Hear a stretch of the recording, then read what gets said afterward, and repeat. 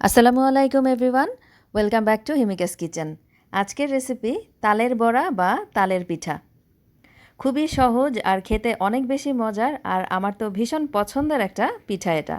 তালের বড়ার রেসিপিটা অনেকেই জানেন, আবার অনেকের কাছে এই রেসিপিটা নতুন। যাদের কাছে নতুন তাদের জন্যই আমার আজকের সহজ এই তালের বড়ার রেসিপি। উপর থেকে ক্রিস্পি আর ভিতরটা খুবই সফট, মজাদার নারকেলি এই তালের বড়াটা কিভাবে বানাতে হবে চলুন সেটাই দেখিয়ে দিই।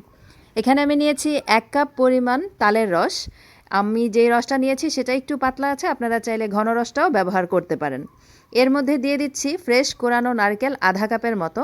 নারকেলের পরিমাণটা বেশি হলে কিন্তু খেতে ভালো লাগে, তবে যারা নারকেল খেতে পছন্দ করেন না তারা স্কিপ করতে পারেন। দিয়ে দিলাম 1.25 কাপ পরিমাণ চালের গুঁড়া, শুকনা যে প্যাকেটে চালের গুঁড়া কিনতে পাওয়া যায় আমি সেটা ব্যবহার করেছি।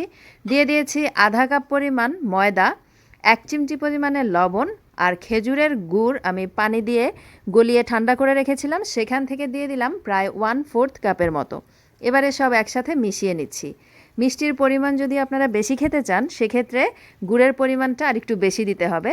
চাইলে এখানে গুড়ের বদলে চিনিও ব্যবহার করা যাবে, সেটাও নিজের স্বাদ অনুযায়ী দিয়ে নিতে হবে। একটু ঘন ব্যাটারের মতো করে তৈরি করে নিতে হবে। এই তো আমাদের ব্যাটার কিন্তু হয়ে গেছে। এরকম হাত দিয়ে একটু তুলে নেওয়া যায়, এরকম হলেই বোঝা যাবে যে আমাদের ব্যাটারটা পিঠার জন্য একদম রেডি। এখন 10 মিনিটের জন্য এই ব্যাটারটাকে রেখে দিব রেস্টে। এরই মাঝে তেল গরম করে নিব। একটা প্যানের মধ্যে নিয়ে নিয়েছি সয়াবিন তেল, পর্যাপ্ত পরিমাণে তেল নিয়ে নিলাম। যেহেতু ডুবো তেলে ফ্রাই করব তাই তেলের পরিমাণটা একটু বেশি নিতে হবে।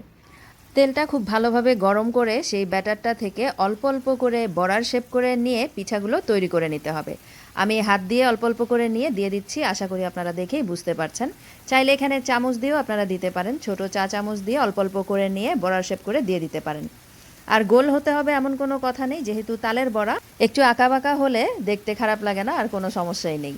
তো প্যানের মধ্যে যতটুকু আটবে পিঠা আমি ততগুলো তালের পিঠা দিয়ে দিচ্ছি। চুলার আঁচটা এখন কমিয়ে মিডিয়াম থেকে হাইতে রাখবো, আর একটু সময় নিয়ে পিঠাগুলোকে লাল লাল করে ভেজে নিব।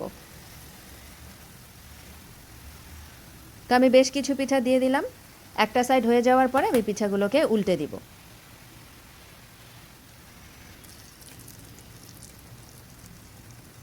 এই তালের বড়াটা খুব ঝটপট তৈরি করে ফেলা যায়, আর খেতে তো অসম্ভব মজার। যদিও ব্যাংককে আমি এখনও তাল খুঁজে পাইনি, আর তাই তালের সময় সেরকম জুৎসই কোনো তালের রেসিপিও আমি আপলোড করতে পারিনি। তো এই কথা আমার একটা ফ্রেন্ড তানজিনার সাথে আমি শেয়ার করেছিলাম। ও শোনার পরে বলছিল যে ওর কাছে অল্প একটু তালের রস আছে, সেটা দিয়ে হয়তো একটা রেসিপি করা যাবে, না হলেও একটু পিঠা বানিয়ে তো খাওয়া যাবে। তো সেই কারণে ওই তালের রসটুকু আমার জন্য নিয়ে এসেছিল। তো ভাবলাম কেন না সেই তালটা দিয়েই পিঠা বানিয়েও খাই, আর রেসিপিটাও আপনাদের সাথে শেয়ার করি। তো thank you so much Tanjina, তোমার জন্য এই পিঠাও খাওয়া হলো আর রেসিপিও করা হলো। তো এই তো সবগুলো পিঠা লাল লাল করে ভাজা হয়ে গেছে। এখন আমি তুলে যতটুকু সম্ভব তেলটাকে ছেঁকে তারপর একটা টিস্যুর উপরে তুলে নিচ্ছি। বাইরে থেকে ক্রিস্পি আর ভিতরটা খুবই সফট, খেতে অসম্ভব মজার। রেসিপিটা যাদের কাছে নতুন তারা ট্রাই করে দেখবেন, আশা রাখছি আপনাদের কাছেও অনেক ভালো লাগবে।